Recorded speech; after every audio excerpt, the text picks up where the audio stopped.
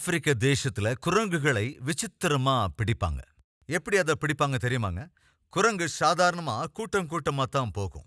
அவங்க எல்லாம் அப்படி ஒன்னா மரத்துல உட்கார்ந்து இருக்கும்போது அந்த குரங்கு பிடிக்கிறவர் என்ன செய்வார்னா, மெதுவா அந்த குரங்குகள் பார்த்துக்கிட்டு இருக்கும் போதே இந்த கிவி பழங்களை புடுங்குவார். அப்படி கிவி பழங்களை பறிச்சு இந்த பூசணிக்காய் இருக்கும் பார்த்திருக்கீங்களா? அந்த பூசணிக்காய் உள்ள இருக்கிற விதை அதை எல்லாத்தையும் எடுத்துட்டு அப்படியே ஒரு சின்னதா ஓட்டை போட்டு அதுக்குள்ள இந்த கிவி பழத்தை போட்டுருவாங்க. உங்களுக்கு புரியுற மாதிரி எப்படி சொல்றது? இந்த பூசணிக்காய்னா சில நேரங்கள்ல ஸ்ட்ரீட்ல வீண மாதிரி செஞ்சு டிங் டிங் டிங் டிங் அடிச்சுட்டு வருவாங்களே, அது புரிஞ்சிருச்சுல, அந்த பூசணிக்காய். அந்த காயோட மண்டை ரொம்ப ஸ்ட்ராங்கா இருக்கும். அதுக்கு மேல ஒரு ஓட்டை போட்டு அதுக்குள்ள அந்த கிவி பழங்களை போட்டுருவாங்க. அவர் போட்டார். அந்த குரங்கெல்லாம் பார்த்துக்கிட்டே இருக்கு. அந்த பூசணிக்காயை எடுத்துட்டு போய் இந்த வயல்லெல்லாம் வரப்பு இருக்கும்ல, அந்த வரப்பில் ஒரு குழி போட்டு அந்த குழிக்குள்ள இந்த காயை வச்சார். காயில் இருக்கிற அந்த ஓட்டை மாத்திரம் இருக்கு. பூசணிக்காயை பறிச்சு வச்சாச்சு. அந்த ஓட்டையில் கிவிப்பழத்தை போட்டு போயாச்சு.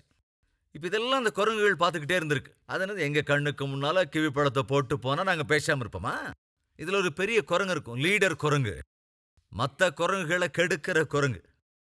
அது வேக வேகமாக ஓடி அந்த ஓட்டைக்குள்ளே கையை நுழைக்க முயற்சி செஞ்சா கை உள்ள போகலை. அதனால அந்த ஓட்டைக்குள்ளே ஸ்லோவா ஸ்லோவா ஸ்லோவா கொஞ்சம் கஷ்டப்பட்டு உள்ள நுழைச்சு போயிடுச்சு. இப்போ கை உள்ளுக்குள்ள என்ன இருக்கு? கிவி பழம். ஒன்னா ரெண்டா எக்கச்சக்கமா இருக்கு.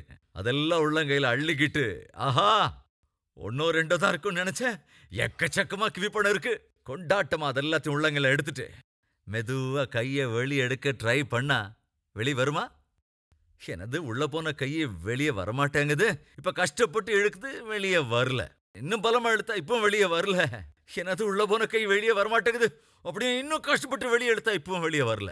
கைய வரல, ஆனா ஐயா வந்துட்டாரு. எந்த ஐயா? புடிச்சுக்கிட்டு போறவர். அவர் வர்றதை பார்த்தா இன்னும் டென்ஷன் ஆகுமா, இன்னும் வேக வேகமா இழுக்க ட்ரை பண்ண, ஐயோ சீக்கிரம் வெளியே இழுத்துடலாம். வரல. அவர் ஐயா கழுத்தை பிடிச்சிட்டாரு. அவர் கழுத்தை பிடிச்சிட்டாரு. ஆனா உள்ள போன கையும் வெளியே வரல. சரி, அந்த பூசணிக்காயை சுத்தி இருக்கிற அந்த மண்ணெல்லாம் தட்டி விட்டுட்டு அந்த காயை அப்படியே வெளியே எடுக்கிறார். ஆனா அந்த குரங்கு உள்ள அள்ளுன்னு அந்த கிவிப்பழத்தை மாத்திரம் விடவே இல்லை. அது அப்படியே பிடிச்சுக்கிட்டு இருக்கு. இப்ப கவனிங்க, அந்த கிவிப்பழத்தையும் பிடிச்சுக்கிட்டு அந்த பூசணிக்காயும் தானே சுமந்துக்கிட்டு போகுது. கிவிப்பழத்தை மாத்திரம் அந்த கையை விட்டு விடல. அவரு கழுத்தை பிடிச்சு கூட்டிட்டு போறாரு, இது பூசணிக்காயை பிடிச்சு நடந்து போகுது. அப்படியே நடந்துகிட்டு போகுது. என்ன காரணம் யோசிச்சு பாருங்க. ஒரு கேள்விக்கு பதில் சொல்லுங்க. கிவிப்பழங்கள் அந்த பூசணிக்காய்க்குள்ள போடப்பட்டதால அந்த குரங்கு என்ன செய்யுது? அந்த கிவி பழங்களுக்காக ஆசைப்பட்டு உள்ள கையை விட்டு கிவியை எடுத்ததுக்கு அப்புறம் கை வெளியே வரல. இப்ப அது உண்மையிலேயே பிழைக்கணும்னா இப்ப அது என்ன செய்யணும்? அந்த கிவி பழங்களை விட்டுறணும். அப்ப நிம்மதியா அதால வாழ முடியும். ஆனா அது குரங்குங்கிறதால அந்த கிவி பழத்துக்காக என்ன செய்து? தன்னுடைய உயிரையே பணைய வைக்குது. இப்ப என்னுடைய கேள்வி, நாம குரங்கு இல்லையே, அதை விட நம்ம பெட்டர் தானே? நாம குரங்குகளை விட விலையேற பெற்றவர்கள் அல்லவா? தேவன் நம்மை ஜந்துக்களாக படைக்கவில்லையே. அது குரங்கு என்பதனால் அதுக்கு அந்த கிவிப்பழம் முக்கியமா, அதோட உயிர் முக்கியமாங்க? அந்த கிவிப்பழம் முக்கியமா, அதோடைய வாழ்க்கை முக்கியம் நினைக்கிறீங்களா? அதோட வாழ்க்கை தாங்க அதுக்கு முக்கியம். ஆனால் குரங்கு என்பதனாலே பகுத்தறிவதற்கு இல்லை என்பதனால கிவிப்பழங்களுக்காக தன்னுடைய வாழ்க்கையை இழக்க போதுங்க. இன்றைக்கு நம்ம மத்தியிலும் இருக்காங்களா இல்லையா?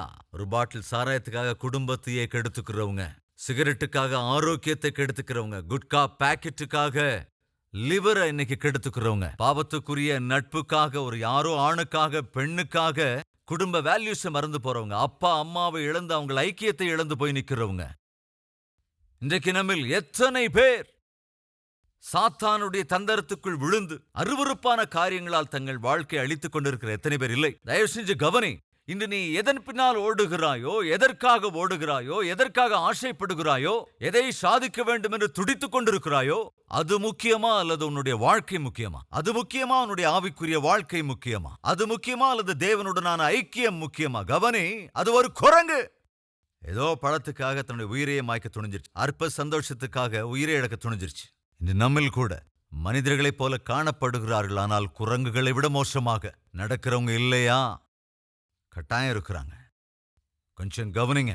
இவ்வளவு ஆசீர்வாதங்களை நான் அருளுகிறேன். நான் உன்னோடு கூட இருந்தால் போதும். நீ என்ன காரியம் செய்கிறாய் அந்த காரியத்தில் வெற்றியை நான் அருளுகிறேன். நீ எங்கே சென்றாலும் அங்கே உன் காரியங்களை நான் வாய்க்க பண்ணுகிறேன். உன்னை ஸ்திரப்படுத்துகிறேன். படிப்படியாய் உன்னை நான் வளர்க்கிறேன். உனக்கு சந்தோஷத்தை அருளுகிறேன், சுகத்தை அருளுகிறேன். உன்னை சுற்றி இருக்கிறவர்களுக்கு நீ யார் என்பதை நான் அறிவிக்கிறேன். உனக்கு அந்தஸ்தை தருகிறேன், ஆஸ்தியை தருகிறேன், பெரிய பேரை தருகிறேன். நீ செய்ய வேண்டியதெல்லாம் உன்னை சுற்றி இருக்கிற பரிசுத்தமற்றவைகளை உன்னை விட்டு அகற்று.